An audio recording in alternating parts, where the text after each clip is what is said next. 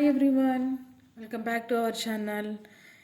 ఈ వీడియో లెసన్లో మనం స్టేట్స్ ఆఫ్ మ్యాటర్ నుంచి ఒక 4 మార్క్స్ క్వశ్చన్ వస్తుందని ఫస్ట్ నుంచి మనం చెప్పుకుంటున్నాం కదండి. ఆ 4 మార్క్స్లో ఏంటంటే deduce Boyle's law from KG, deduce Charles law from KG or deduce Graham's law from KG and Dalton's law from KG. ఈ 4 డిడక్షన్స్లో ఎనీ 2 ఆఫ్ ద డిడక్షన్ అనేది ఖచ్చితంగా ఒక క్వశ్చన్గా వచ్చేస్తుందండి. ఎలా ఇస్తారంటే deduce Boyle's law and Charles law from kinetic gas equation. KG means kinetic gas equation.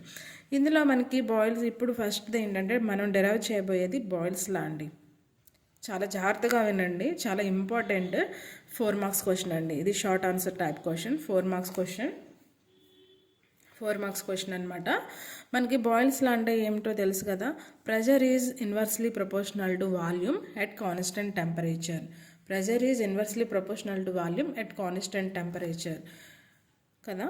At constant temperature వద్ద ప్రెజర్ అనేది వాల్యూమ్కి ఇన్వర్స్లీ ప్రపోర్షనల్గా ఉంటుందన్నమాట. అయితే ఓకే, బాయిల్స్ లా అంటే ఏమిటో తెలిసింది. మరి కైనెటిక్ గ్యాస్ ఈక్వేషన్ అంటే ఏంటి? కైనెటిక్ గ్యాస్ ఈక్వేషన్ అంటే ఏదో కాదండి, ఇక్కడ ఫార్ములా చూస్తున్నారు కదా, PV = 1/3 mn u² RMS. పిల్లలు వింటున్నారా? జాగ్రత్తగా వినండి. PV = 1/3 mn u² RMS అనమాట. ఇంపార్టెంట్.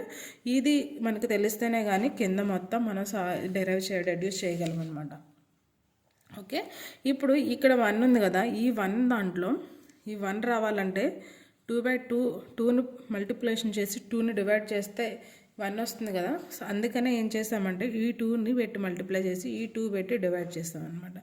ఎందుకంటే KE = 1/2 mv² ఫామ్లోకి తీసుకురావడం కోసం అని చెప్పి ఈ 2ని పైన కింద మల్టిప్లై పెట్టి డివైడ్ చేసి ఇక్కడ యాడ్ పెట్టామన్నమాట. So 2/3 × mn u² RMS. Okay, ఇప్పుడు mn u² RMS బదులు మనం ఏం చెప్పుకోవచ్చు? KE పెట్టుకోవచ్చు కదా, kinetic energy. So kinetic energy ఇక్కడ పెట్టేసాం, ఈ ప్లేస్లో, దీని ప్లేస్లో కైనెటిక్ ఎనర్జీ పెట్టేసాం అనమాట. పెట్టిన తర్వాత మనకి KE అంటే ఏంటో కూడా తెలుసు. KE = KT. ఎందుకని? KE is directly proportional to absolute temperature అనమాట. That's why KE is directly proportional to absolute temperature. కాబట్టి ఈ ప్రొపోర్షనాలిటీ కాన్స్టెంట్ని తీసేసి సమ్ ప్రపోర్షనల్ కాన్స్టెంట్ ఏదైనా పెట్టి K పెట్టి T పెట్టుకుంటాం అనమాట. ఈక్వల్ టు రూపంలో రాయాలంటే ఇలా సమ్ ప్రపోర్షనాలిటీ కాన్స్టెంట్ పెట్టి T పెట్టుకుంటాం అంటే సమ్ ఎంతో కొంత కాన్స్టెంట్ వాల్యూ అయితే వస్తుంది అనమాట. ఈ ప్రపోర్షనాలిటీ తీసేస్తే డైరెక్ట్లీ ప్రపోర్షనల్ టు కాబట్టి. ఓకేనా, ఇప్పుడు అర్థమైంది కదా KE ప్లస్లో KT ఎందుకు పెట్టామనేది. ఓకే, దెన్ ఈ వాల్యూమ్ని ఇటువైపు షిఫ్ట్ చేస్తున్నాం. ఈ వాల్యూమ్ని ఇటువైపు షిఫ్ట్ చేసినప్పుడు అది ఎక్కడికి వెళ్తుంది? 1/V కింద చేంజ్ అవుతుంది అంత కదా. ఇక్కడ మల్టిప్లికేషన్లో ఉందంటే ఆ సైడ్ రైట్ సైడ్ వెళ్ళేసరికి అదేమవుతుంది? ఆపోజిట్ సైడ్ వెళ్ళినప్పుడు 1/V కింద కన్వర్ట్ అవుతుంది. So 2/3 × 1/V × KT. Okay, so ఇదంతా కాన్స్టెంటేనండి, ఒక వాల్యూమ్ తప్ప మిగతాదంతా కాన్స్టెంట్ కాబట్టి దీని ప్లేస్లో ఒక Kని పెట్టేసుకున్నాం, × 1/V వేసుకున్నాం. ఇప్పుడు pressure is directly inversely proportional to volume కింద రాసుకోవచ్చు కదా. Pressure is inversely proportional to volume at constant temperature. ఇక్కడ టెంపరేచర్ కూడా కాన్స్టెంటేనమాట. ఇలా డెడ్యూస్ చేయాలన్నమాట. ఓకేనా, ఇది deduce Boyle's law from kinetic gas equation. Next ఇది మనకి deduce Charles law from kinetic gas equation అండి. దీనికి 2 మార్క్స్ ఉంటుంది, బాయిల్స్ లాకి. దీనికి 2 మార్క్స్ ఉంటాయి. ఎనీ 2 డిడక్షన్స్ అయితే ఫార్ములాస్ని రాబట్టమంటారు కైనెటిక్ గ్యాస్ ఈక్వేషన్ నుంచి. ఓకేనా, అర్థమవుతుంది కదా. ఇప్పుడు మనం చక్కగా కాన్సెప్ట్ని అర్థం చేసుకోవాలన్నమాట. సేమ్ ఇలాగే ఎక్కడి వరకు చేస్తున్నాము? KT వరకు సేమ్ అలాగే. దీంట్లో ఏం చేస్తున్నామంటే ఈ ప్రెజర్ని ఈ సైడ్ పంపిస్తున్నామండి. ఈ ప్రెజర్ మల్టిప్లికేషన్లో ఉన్న ప్రెజర్ ఇటువైపు వెళ్తే ఏమవుతుంది? 1/P కింద మారుతుంది కదా, 1/P కింద మారుతుంది. సో ఇందులో బాయిల్స్ చార్లెస్ లాలో ఏంటి? Pressure also constant. At constant pressure V is directly proportional to temperature. This is the Charles law. What is the Charles law? At constant pressure, volume is directly proportional to temperature. Volume is directly proportional to temperature కాబట్టి ఇక్కడ వచ్చిన ఈ pressure కూడా కాన్స్టెంట్లోకి వెళ్ళిపోతుంది అనమాట. ఇదంతా constant వెళ్ళిపోతుంది. దీంట్లో ఇదంతా ప్లేస్లో ఏదో సమ్ కాన్స్టెంట్ అయితే వస్తుంది క్యాలిక్యులేషన్ చేస్తే. వస్తుంది కాబట్టి ఆ కే అని పెట్టుకుని ఇంటూ టీ చేస్తాం. ఇప్పుడు దీన్ని కేని తీసేస్తే ప్రపోర్షనాలిటీ కాన్స్టెంట్ డైరెక్ట్లీ ప్రపోర్షనల్ వచ్చి V is directly proportional to T. ఇదే కదండి చార్లెస్ లా అంటే ఏంటో, చార్లెస్ లా ఇదే కదా, ఓకేనా. V is directly proportional to temperature అనమాట. Okay, understand. At constant pressure V is directly proportional to temperature. These are the Boyle's law and Charles law from KG అనమాట. ఇలా డెడ్యూస్ చేయాలి. బాయిల్స్ లాని చార్లెస్ లాని కూడా ఇలా deduce చేయాలి. Kinetic gas equation తీసుకుని మనం, kinetic gas equation అంటే ఏంటి, PV equal to 1/3 mn u² RMS.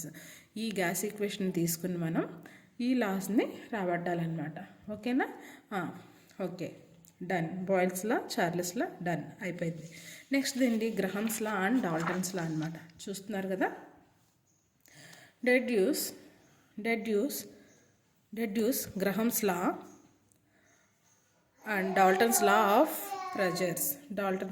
pressures from kinetic gas equation. Okay, ఇలా 4 మార్క్స్. ఇదొక షార్ట్ ఆన్సర్ అండి.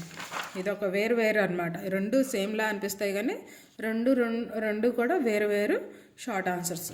ఓకే, ఇప్పుడు గ్రహమ్స్ లాని డెడ్యూస్ చేద్దాం. గ్రహమ్స్ లా అంటే ఏంటండి, at constant pressure the rate of diffusion of gas is inversely proportional to rate of square root of its density అనమాట. Rate ఇది. Okay, rate is gases is inversely proportional to square root of its density. ఇప్పుడు according to kinetic gas equation, what is kinetic gas equation పిల్లలు? అర్థమైందా? గుర్తుంది కదా ఏంటది? PV equal to 1/3 mn u² RMS. ఇందులో మనం n equal to capital N అనుకుంటే mn equal to small m. Okay, మొత్తాన్ని కలిపేసి ఈ మొత్తాన్ని హడావిడి అంతా లేకుండా, ఈ mn ఏమి లేకుండా ఈ మొత్తం ప్లేస్లో క్యాపిటల్ M పెట్టుకున్నాం అనమాట. Capital M. ఇప్పుడు 1/3 చూడండి ఎలా ఫామ్ అయిందో. 1/3 ఈ mn అంటే క్యాపిటల్ M కదా, so capital M u² RMS. Okay, ఇప్పుడు ఈ టర్మ్ మొత్తాన్ని కూడా ఏం చేస్తున్నాం అంటే సైడ్ తిప్పేస్తున్నాం. ఇప్పుడు ఈ మొత్తాన్ని ఈ సైడ్కి పంపిస్తున్నాం అనమాట. ఏమవుతుంది, u² RMS equal to 3pv/m. Already we know v/m, volume by mass, is the density. Okay, density. So దీన్ని ఇప్పుడు ఇది ఎలా ఉంది, ఏ ఫామ్లో ఉంది, మాస్ బై వాల్యూమ్ ఫామ్లోకి రావాలంటే ఈ డి కూడా ఏమవుతుంది, చేంజ్ అవుతుంది కదా. Mass by volume equal to 1/d. So ఈ v/m ఈక్వల్ టు డి అంటే ఏంటంటే mass by volume. So 1/d రావాలంటే ఏమవుతుంది, v/m అవుతుంది. ఓకే, v/m అవుతుంది అనమాట. ఇక్కడ ఫామ్ ఎలా ఉంది, v/m ఉంది కాబట్టి 1/d వేసుకున్నాం మనం. ఓకే, v/m ఫామ్లో ఉంది కాబట్టి 1/d వేసుకున్నాము. సో ఇప్పుడు రాయండి 3p/d అవుతుంది అనమాట. URMS root mean square, RMS అంటే root mean square. URMS equal to 3p/d. కాబట్టి ఈ ప్రెజర్ అనేది కాన్స్టెంట్. గ్రహమ్స్ లా ప్రెజర్ అనేది కాన్స్టెంట్ కాబట్టి కాన్స్టెంట్ తీసేస్తే 1/√d అనమాట. URMS is inversely proportional to square root of its density. ఇలా గ్రహమ్స్ లాని డెడ్యూస్ చేయాలి. అలాగే డాల్టన్స్ లా అంటే ఏంటి, మీరు కంగారు ఏం పడొద్దండి, చాలా ఈజీగా ఉంటుంది. జస్ట్ ఫార్ములాస్ 4 ఫార్ములాస్ ఒక్క కైనెటిక్ గ్యాస్ ఈక్వేషన్ ఫార్ములా వస్తే చాలు. చక్కగా 4 మార్క్స్ అనేవి అయితే మన చేతిలో ఉంటాయన్నమాట. ఇప్పుడు డాల్టన్స్లో వచ్చి మనం కన్సిడర్ ఇక్కడ కొన్ని N1 molecules of gas is present in a vessel అనుకున్నాం. వెజల్ వాటి వాల్యూమ్ క్యాపిటల్ V, అంటే వాల్యూమ్ అనేది అయితే మారదనమాట. N1 మాలిక్యూల్స్ తీసుకుంటే వాటి యొక్క మాస్ ఏమవుతుంది, mass of the gas is m1. So P1V equal to, volume change అవ్వదండి, P1V ఈక్వల్ టు 1/3 m1v1² ఇది అవుతుంది. ఈ వాల్యూమ్ని ఏం చేశాడంటే మళ్ళీ ఈ సైడ్ పంపించేసినప్పుడు P1 ఈక్వల్ టు ఏమవుతుంది, 1/3 m1v1² అవుతుంది అనమాట.